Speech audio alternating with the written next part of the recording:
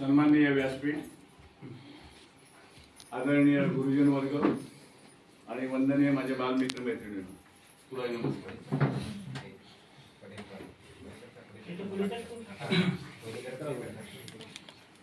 हे मंडळ 1991 साली लांजा राजापूर या नावाने स्थापन करण्यात आलं आणि 1994 साली संगमेश्वर तालुक्याचा त्याच्यामध्ये समावेश झाला आणि संगमेश्वर तालुक्याचा समावेश झाल्यानंतर मंडळाचे नाव असं लांब वाढलं, लांजा राजापूर संगमेश्वर तालुका उत्कर्ष मंडळ.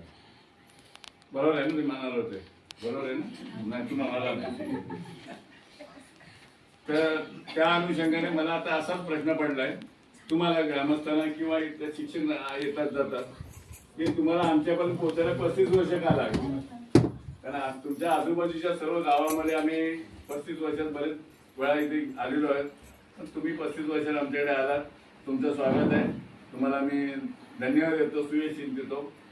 आणि त्याप्रमाणे तुम्ही शाळेत होतो का आलेख असेल तरी शाळेमध्ये त्या मंडळाने 1994 पासून 2023 पर्यंत 382 मुलं आणि मुलींना दत्तक योजनेचा लाभ दिला. 1994 मध्ये पुळेवासी शाळेमध्ये एक मुलगी शाळेतून पहिली आली.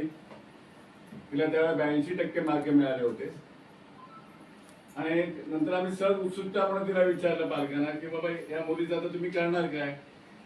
आता खाली संगमेश्वर पैसा पण तेव्हा ज्युनियर कॉलेज वगैरे हा काय प्रकार नव्हता. तिला जर पुढे 12वीला 11वीला यायचे असेल तर पैसा पण संगमेश्वरला इथे तिथे आहे, ते एसटी स्टँडच्या बाजूला तिथे, तर तिथे ते हायस्कूल होतं. पालक म्हणाले मुलगी जाणती झालेली आहे, उद्या काही कमी जास्त झालं तर आमचे नाक कापलं जाईल, मग आम्ही तांदूळ टाकणार. म्हणजे तुम्हाला काय समजणार नाही, त्यांच्यातल्या बऱ्याचशा महिलांना ते समजलं असेल. तर इतकं वाईट वाटलं की एवढी मुलगी तालुक्यातून ती पहिली आली, तिथं आम्ही तिला सत्कार केला आणि ते एवढं टॅलेंट, एवढा बुद्ध्यांक, एवढं ज्ञान हे वाया जावं हे मनाला कुठेतरी खदखदत होतं. तर म्हटलं तुम्ही पुढे का शिकवणार नाही? 4 दिवस दौरा होता. देवरूप 2 वेळा त्या शाळेत जाऊन आले, त्या शिक्षकांच्या घरी गेले, पालकांना बोलवलं आणि देवरूपला पालकांना बोलवून सांगितलं की एखादी तलाठी बाई आली, एखादी ग्रामसेविका आली की फाटकं कांबळं असतं ते तिला टाकतात पडवीला आणि तुम्ही हात जोडून तिच्यासमोर उभं राहता. मग तो मान तुमच्या मुलीला का मिळू नये असं वाटत असतं. ती शिकली म्हणून तुम्ही तिच्यासमोर तुम्ही तिला मान देताय, तर तुम्ही तिला टाका. मग पुढचं शिक्षण कोण करणार? मग जास्त शिकली तर मुलगा कुठून मिळणार? 94ची गोष्ट सांगते, आताची नाही. आता शोधायला पण लागत कोणाला पण. 1994ची गोष्ट सांगते. ती मुलगी दत्तक घेतली आणि 1994 साली दत्तक योजनेचा मंडळाने शुभारंभ केला. 382 मध्ये 279 मुली या पदवीधर वेगवेगळ्या ठिकाणी आपल्या कामानिमित्त झाली. मुलगी शिकली, शहाणी झाली, घर सुंदर झालं वगैरे ते वाचायला ठीक आहे, पण ते कुठेतरी वागायला पाहिजे. आणि त्यावर समानता म्हणतो, जेव्हा नारी शक्ती म्हणतो तर तिचा सन्मान पण झाला पाहिजे. ही एक दत्तक योजना सुरू झाली आणि या पद्धतीने मंडळ गेली 35 वर्ष कार्यरत आहे. मंडळामध्ये कुठल्याही प्रकारचा रंग नाही आहे. रंग नाही म्हणजे बाकीच्या बरेचसे लोक समजले असतील. मंडळ कोणाही कुठल्याही राजकीय पक्षाकडून, राजकीय व्यक्तीकडून 2 पैसे घेत नाही आणि मंडळ स्वतःहून राजकीय पक्ष पुढाऱ्यांना आमच्या कार्यक्रमात आम्ही आमंत्रित करत नाही. आता गावात शिक्षकांचा वेगळा भाग आहे. तुम्ही कोणाला बोलवलं तर आम्हाला त्याचा काय आक्षेप नाही आहे. कारण उद्या एखाद्याला गाव पुढ्याला तुम्ही बोलवलंच नाही तर उद्या इथे काम करणं तुम्हाला कठीण जाईल. ही कोकणातल्या माझ्या कोकणातली परिस्थिती, कारण मी कोकणातच आहे. त्यामुळे त्या वादात न पडता आपल्याला जेवढं करेल मंडळीची वारी समजून जेवढं करता येईल तेवढं करण्याचा प्रयत्न करतोय. ही जशी वारी आषाढी एकादशीला निघते तद्वत आमची पंढरीची वारी यांच्या शाळामध्ये जाते. आम्ही इथे देण्यासाठी येत नाही, आम्ही पण तुमच्यासारखेच आहोत. आम्ही स्वतःहून हे कार्य निवडलेलं आहे, त्यामुळे आम्ही फार मोठं करतोय असं तुम्ही मनात आणू नका. आमच्याही मनात नाहीये. फक्त जे जसे बाबते वारकरी पंढरीला जातात त्याचप्रमाणे आम्ही ह्या पावसाचा पाऊस पडला, सर्व गाड्या बंद होत्या, तरी आम्ही संध्याकाळ 5 तारखेला आम्ही रविवारी निघालो मुंबईतून. सकाळी 8 वाजता निघालो, 12 वाजता देवरूपला पोहोचलो. कुठेतरी मार्ग सापडतो, अडी अडचणी आहेत, पण ही वारीत कुठल्याच 35 वर्षात खंड पडलेला नाही. आणि ही वारी जी येतोय आम्ही, जो वारकरी जसा 15 दिवस आलापेष्टा काढत वारीत मुक्काम करत करत विठुरायाचं दर्शन घेतो आणि विठुरायाचं मुखदर्शन झालं की त्याला कृतार्थ वाटतं आणि अति सात्विक मनाने आनंदी मनाने तो परत माघारी फिरतो. तद्वत आमच्या दृष्टीने ही विठू माऊली आहे. आम्ही इथे येतोय ते आमच्याकडे जे काय आहे ते यांच्या चरणी अर्पण करण्यासाठी. यांना देण्या एवढे आम्ही मोठे नाही. यांच्यात आम्हाला विठू माऊली यामध्ये आम्हाला आमची विठू माऊली दिसते आणि त्या विठू माऊलीचे दर्शन घेण्यासाठी आणि यांच्या चरणी, ह्या मुलांच्या चरणी, विठू माऊलीच्या चरणी अर्पण, ह्या वस्तू याच्या अर्पण करण्यासाठी आम्ही आलेलो. इथे देण्यासाठी काही आलेलो नाही आणि देणे एवढे मोठे नाहीये. तर असं या मंडळाचं साधारण काम आहे. गेले 5-6 वर्षापासून बऱ्याचशा इथे कोकणात स्पर्धा होतात की ह्या पंचकृषीचा हायस्कूल काढलं मग दुसरा काढलं, पण येणारी 7वी 8वीला मुलं येतील कुठून याचा कधी कोणी विचार केला नाही. पण अशा ठिकाणी एका ठिकाणी पूर्वी एक वाईट परिस्थिती होती, पण तरीसुद्धा ज्या मुलींसाठी जवळजवळ या 3 तालुक्यात 16 ठिकाणी प्रसाधन गृहाची आम्ही मंडळातर्फे व्यवस्था झालेली आहे मुलींसाठी.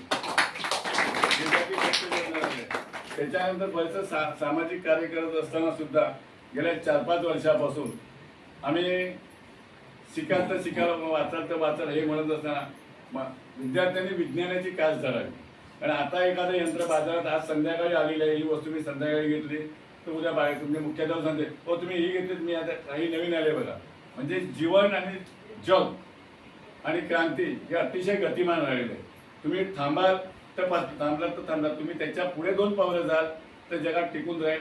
आणि ही गतिमानता लक्षात घेऊन जीवनातली, विज्ञानातली, जगण्याची गतिमानता लक्षात घेऊन मंडळाने गेल्या 4 वर्षापासून विज्ञानाची कास धरण्यासाठी बऱ्याचशा शाळांमध्ये विज्ञान कक्ष स्थापन केलेले आहेत. त्याच्यापैकी एक केलेलं आहे दाभोळे हायस्कूलला केलेलं आहे, दुसरा आपण शिळला केलेला, राजापूरमध्ये शिळला केलंय, शिळला केलेलं आहे आणि तिसरा कशाळीत करतोय. आणि काल आम्ही शिरवली तालुक्यातील रांजणी राजापूरच्या वाटूच्या नाक्यावरच सीमेवरच आहे ते शिरवलीत माझे एक सहकारी होते विजय चव्हाण म्हणून, तर ते आता हयात नाही, त्यांच्या स्मृतीप्रित्यर्थ आम्ही शिरवलीत काल विज्ञान कक्षाचं उद्घाटन केलंय. विज्ञान कक्षाचं उद्घाटन केलं म्हणजे तिची पटसंख्या चांगली आहे, त्या शिक्षकांचा आणि ग्रामस्थांचा मिलाप चांगला आहे आणि त्याच्यासाठी मग शिरवलीमध्ये विज्ञान शाखाचं जवळ 16,000चं साहित्य, ते साहित्य ठेवण्यासाठी कपाट आणि मुलांना ते फील व्हावं. विज्ञान कक्षात गेल्यानंतर ते आपण एका लॅबमध्ये जातोय आणि बरीचशी मुलं 11वी होऊन झालं की 11वीला सायन्सच्या याला कॉलेजला गेली तो ते एक ॲप्रन घालावा लागतो. डॉक्टर ॲप्रन घालतात किंवा नर्स ॲप्रन घालतात, तसं ॲप्रन घालावा लागतो. तो तुम्हाला आतमध्ये कॉलेजमध्ये गेला आणि ॲप्रन घालायचं तुम्हाला बुजल्यासारखं वाटतं, बुजगावणं वाटतं. तर ते मुलांना कुठेतरी वाटावं की मी विज्ञान कक्षात आलेलो आहे आणि ते साहित्य मी वापर करणार आहे. तर त्यासाठी त्यांना ॲप्रन सुद्धा त्यांना घेऊन दिलेले आहेत की जेणेकरून त्या सुविधा, भौतिक सुविधा आणि सोयी सुविधा या दोघांचा मिलाप होऊन विद्यार्थी विज्ञानाचे कास धरतील आणि पुढे जातील. तुम्ही आज विज्ञानाची कास धरला तरच टिकाल. पूर्वी म्हणजे 10वी 11वी झाली की बँकेत नोकरी लागत होती. 1962-63ला 70% मार्क मिळवणारे नवा काळ आणि मराठा पेपरमध्येच लिस्ट नाव यायची, नंबर यायचे. ते 70% मार्क मिळवले 1 आणि 2 असायचे. 60% म्हणजे मिळाले म्हणजे फर्स्ट क्लास, त्याला बँकेत नोकरी पक्की, हा त्यावेळेचा समज होता. पण आता 100पैकी 105 आणि 125 पण मिळतात, तो भाग वेगळा आहे. पण त्याच्यामुळे आता तुम्ही मॅट्रिक नाही, 12वी नाही, पदवीधर होऊन सुद्धा त्याच्यातून काही व्यवस्थित जर स्किल नसेल तर तुम्हाला जीवनात जगता येणं कठीण आहे. पालकांनी याच्यामध्ये, पालक इथे बरेच उपस्थित आहे, पालकांनी आपल्या मुलांकडे लक्ष द्यावं, शाळेत यावं, शाळेमध्ये चौकशी करावी. कारण का तुम्ही जी परिस्थितीतून वावरलेलं आहे त्या परिस्थितीत आपली मुलं वावरू नये असं तुम्हालाही मनोमन वाटत असेल का आपण मी अपेक्षा केल्या, आपण संसारातून होतो, तेवढे एकत्र कुटुंब पद्धती होती, राबलो म्हणजे त्याचे 4 तुकडे झाले आणि शेवटी मला काय, मी राबलो, तो मुंबईला गेला तो फुकटचा हिस्सा घेणार. ही जी आपल्या कोकणातली जी परिस्थिती आहे त्या परिस्थितीत जाऊन मुलांचं तुम्ही नुकसान करू नका. आपण जी आपल्यावर जी परिस्थिती आलेली आहे ती परिस्थिती आपल्या मुलांवर येऊ देऊ नका. तुम्हाला काही गोष्टी शक्य नसतील, काही आर्थिक विश्वासामध्ये जिद्द असेल, करायचा प्रामाणिक प्रयत्न असेल, हेतू असेल तर तुम्ही ते करू शकता. आणि मंडळाकडे जर आमच्याकडे पाहिलं, आम्हाला असंच वाटतंय आज तुमची मुलं आहेत की आम्ही आमची 3 तालुक्यातली मुलं आहेत, आमची मुलं समजून त्यांच्या ती पुढे जावेत, जेणेकरून त्यांच्या पालकांचं नाव, त्यांच्या गावाचं नाव, तालुक्याचं नाव पुढे कुठेतरी करतील, हेच आम्हाला समाधान. आमची त्यांच्याकडून दुसरी कुठलीही अपेक्षा नाही. तुम्ही शिका, पुढे जा, स्वतःचा संघर्ष करा आणि स्वतःच्या पायावर स्वपद्धतीने नाव कमवा. त्याने आई वडिलांना सांगता येईल की माझा हा मुलगा, माझी ही मुलगी. हाच एवढा उद्देश आहे, बाकी आमचा उद्देश काही नाही. दुसरं एक सूचना करीत जाता शेवटी, भविष्यात आम्हाला जर पुढच्या वर्षी जर बोलवलं ते विकत फुलं आणू नका, विकत फुलं आणू नका, हारतुरे करू नका. हे इथे लहान फुलं भरपूर असतील, लहान फुलं मिळाली नाही, पाऊस भरपूर असेल, मुलांना हरण्यातून पलीकडे पाठवू नका. शब्दपुन्हाने स्वागत केलं तरी आम्हाला चालेल.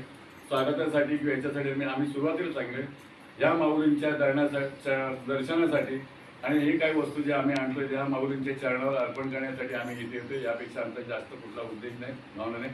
आपण इथे या ग्रामस्थांनी किंवा शिक्षणाने या इथे आम्हाला प्रथमच 35 वर्षानंतर प्रथमच बोलवलं आणि या माऊलीची सेवा करण्याची, यांच्या चरणी काही अर्पण करण्याची संधी दिली. याबद्दल मी मंडळाच्या वतीने आपल्या सर्वांचा कृतज्ञ आहे, आपला मनपूर्वक आभार मानतो. हे सांगतो. जय हिंद.